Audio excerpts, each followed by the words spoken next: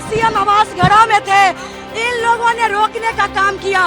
इनकी जंजीरों में वो ताकत नहीं जो हमारी क्रांति को रोक सके। इंकलाब जिंदाबाद।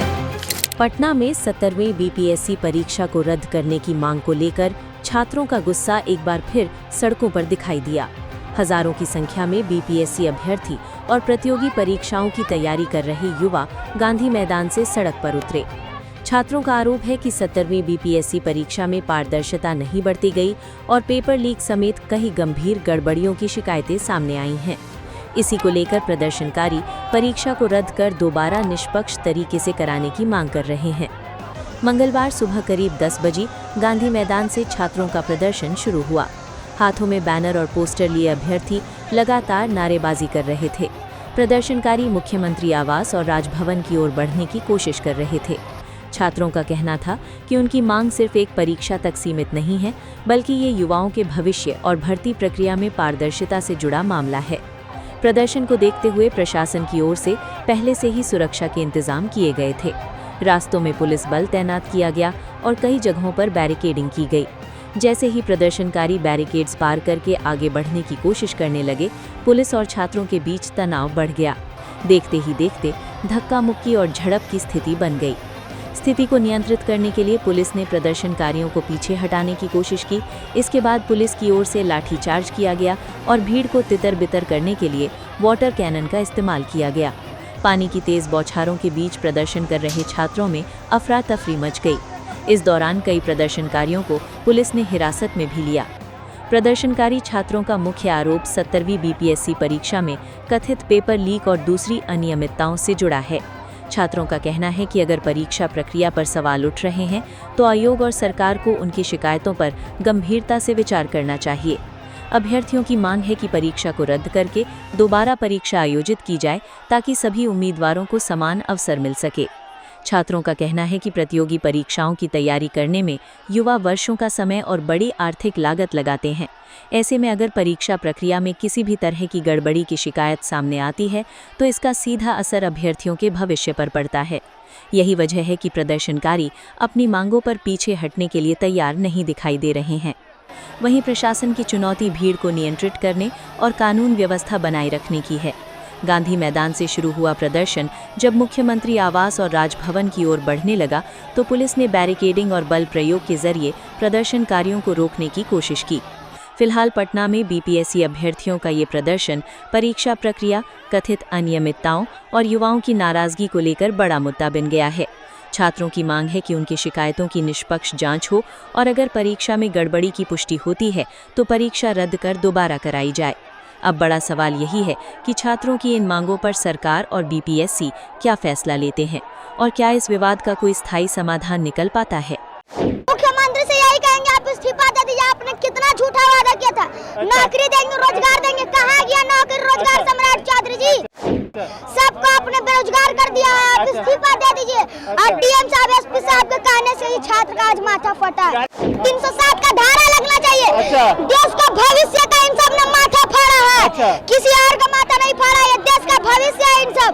उनका जब माथा इन सब फोड़ सकते हैं तो और किसको छोड़ेंगे? मुख्यमंत्री से क्या कहोगे? मुख्यमंत्री से यही कहेंगे, आप इस्तीफा दे दीजिए। आपने कितना झूठा वादा किया था, नौकरी देंगे, रोजगार देंगे। कहाँ गया नौकरी रोजगार सम्राट चौधरी जी? सबको आपने बेरोजगार कर दिया है। आप इस्तीफा दे दीजिए। और डीएम साहब, एसपी साहब के कहने से ही छात्र का आज माथा फटा है। देखिए, ये 2 साल से हमारी चल रही है लड़ाई आईटी विभाग से, मगर आईटी विभाग हमें सिर्फ आश्वासन दिए जा रहे हैं। हर जगह अपना इस तरह से दबदबा बनाए हुए हैं, मिलने के लिए बुलाते हैं और आश्वासन देके भेज देते हैं। तो आईटी मिनिस्टर जी, अब आश्वासन से काम नहीं चलेगा। अब आप बेल्ट्रॉन के साइट पे हमारा सेकेंड लिस्ट जारी कीजिए आज के आज, तभी हमारा आंदोलन रुकेगा, वरना ये आंदोलन नहीं रुकने वाला है। हम 2 साल से भटक रहे हैं। अब महिला अभ्यर्थी को रास्ते पर उतारना पड़ा। हम 38 जिले से आए हुए स्टूडेंट हैं, 4808 स्टूडेंट कम नहीं। क्या आप चोर दरवाजे से स्टूडेंट घुसाना चाह रहे हैं? चोर दरवाजे से अपने रिलेटिव को घुसाना चाह रहे हैं? आखिर क्यों हमारी ज्वाइनिंग रोक के रखे हुए हैं? आखिर क्यों सेकेंड लिस्ट आप नहीं दे रहे हैं। क्या मनमानी चल रही है आईटी विभाग में? 3 आईटी मिनिस्टर चेंज हो गए हैं। किस विभाग से? क्यों आप ऐसा कर क्यों रहे हैं हमारे साथ? हम क्या आपको चोर नजर आ रहे हैं? हम क्या नक्सली नजर आ रहे हैं? अपने हक के लिए लड़ रहे हैं और ये 2 साल हो गया है, 24 में ही रिजल्ट आया। ज्वाइनिंग देते देते क्या इतना समय लग जा रहा है? डिजिटल इंडिया आप बता रहे हैं, सारा सिस्टम डिजिटल चल रहा है और हम लोग रोड पे हैं ज्वाइनिंग की डिमांड। तो आखिर वहाँ काम कर कौन रहा है? किसके द्वारा काम कराया जा रहा है? हाँ, टॉर्चर कर रहा है, मानसिकता हमारी खराब कर दिए हैं। ये बताइए, अब हमारी उम्र भी नहीं रह गई है। एक तो आप उम्र, कोई भी आप अगर जॉब निकालते हैं तो उसमें उम्र सीमा दे देते हैं। बताइए क्या बुढ़ापे तक हम लोग लड़ते रहे?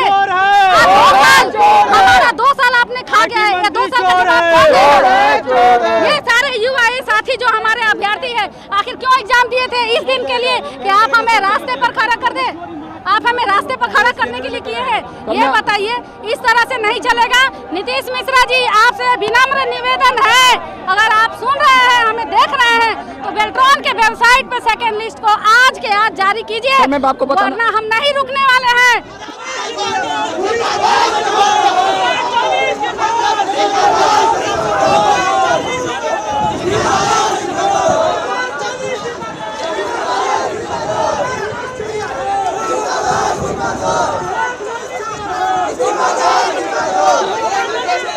देश भर में जो युवा साथी जो कर रहे हैं, उसका असर ये है कि पिछले 2-3 महीनों में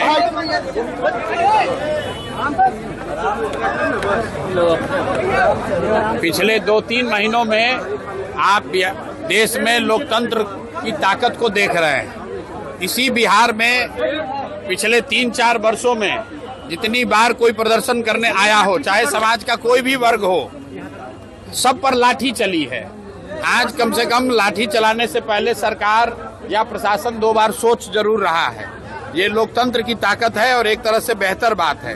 छात्रों के जो जायज मांग हैं, उस मांग को सरकार को मानना चाहिए, चाहे वो टीआरई का मामला हो या अन्य जो छात्रों के मामले हैं। छात्रों के इन मामलों को सरकार दबा नहीं सकती है और हमने ये पहले भी कहा है कि जो कुछ भी जंतर मंतर पर हुआ है वो वन ऑफ नहीं है। जो यहाँ पर शिक्षा व्यवस्था, पूरे देश में शिक्षा का जो प्राइवेटाइजेशन हुआ है, कोचिंग संस्थाओं के जरिए व्यवसायीकरण हुआ है, उसके माध्यम से जो पेपर लीक हो रहा है और जो बड़े पैमाने पर बेरोजगारी है, इन तीनों 4 चीजों को अगर आप जोड़ेंगे तो युवाओं में एक बहुत बड़ा वर्ग है जो आज की व्यवस्था से खुश नहीं है। और अगर सरकार उनकी बातों पर गंभीरता से ध्यान नहीं करती है, कोर्स करेक्शन नहीं करती है, तो सड़कों पर छात्रों के आंदोलन आपको और आगे देखने को मिलेंगे। शिक्षा मंत्री तेजस्वी यादव को कहना पहले 10वीं पास कर ले। प्रियंका गांधी ने जो लोग मुझे खोज रहे हैं, तो हम तो यहीं पटना में ही हैं, रोज यहीं पर घूम रहे हैं। सर, किसानों ने भी आज आंदोलन किया है, हम जमीन नहीं। किसानों का जो आंदोलन है, ये जो 11 सैटेलाइट सिटी बनाने की योजना की घोषणा सरकार ने की है, तुरंत फुरत में बिना कुछ समझे हुए बड़े उद्योगपति और बिल्डर्स को मदद करने के लिए बिहार के सामान्य परिवार के किसान, सामान्य मध्यम वर्गीय किसानों के जमीन को औने पौने दाम पर लेकर बड़े उद्योगपतियों को, बिल्डरों को देने की जो साजिश है, और 1 साल उस जमीन पर कुछ काम नहीं होगा, कोई खरीद बिक्री नहीं कर सकता है, उसके खिलाफ समाज में व्यापक असंतोष है। और ये हम जब ये सरकार कानून लेकर आई थी, उस दिन से हम लोग कह रहे हैं कि ये बिहार में संभव ही नहीं है, सरकार इसको नहीं कर पाएगी, समाज में इससे असंतोष बढ़ेगा और बड़े पैमाने पर इस पे आंदोलन होगा। सरकार के लिए संभव नहीं है कि हजारों एकड़ जमीन अक्रॉस बिहार 11 बड़े शहरों के इर्द गिर्द इतनी महंगी जमीन, आपके पास सैलरी देने का पैसा नहीं, आप इतना जमीन एक्वायर कैसे करेंगे? और एक्वायर करेंगे तो किसानों को, भूमि धारकों को उनका मुआवजा मिलना चाहिए। ये कहने से कि जमीन का रीडेवलपमेंट करके आपको वापस दे देंगे, उससे जमीन का भाव बढ़ जाएगा, ये आर्गुमेंट पर कोई जमीन अपना देने वाला नहीं है। शिक्षा मंत्री ने बयान दिया है कि तेजस्वी पहले 10वीं पास कर ले, उसके बाद शिक्षा पे वो सुझाव देंगे बिहार सरकार। ठीक बात है। तो अगर तेजस्वी यादव को 10वीं पास देने का सुझाव मिथिलेश तिवारी जी दिए हैं, तो हमको लगता है कि अगले कैबिनेट की बैठक में अपने मुख्यमंत्री सम्राट चौधरी को भी ये सुझाव देंगे कि तेजस्वी के साथ साथ सम्राट चौधरी भी अगली बार 10वीं का एग्जाम दे दें। मैं तो बिहार की जनता की ओर से, पढ़े लिखे युवाओं की ओर से, उन सारे लोगों की ओर से आग्रह करूंगा कि यहाँ के नेता मुख्यमंत्री सम्राट चौधरी और विपक्ष के नेता तेजस्वी यादव दोनों आदमी अगली बार मैट्रिक का एग्जाम देकर पास हो जाए, ताकि यहाँ के लोगों का विश्वास हो कि भाई इनको ये मैट्रिक भी पास अपने दम पर कर सकते हैं। दोनों को अगली बार मैट्रिक का परीक्षा देना चाहिए। Subscribe to One India and never miss an update. Download the One India app now.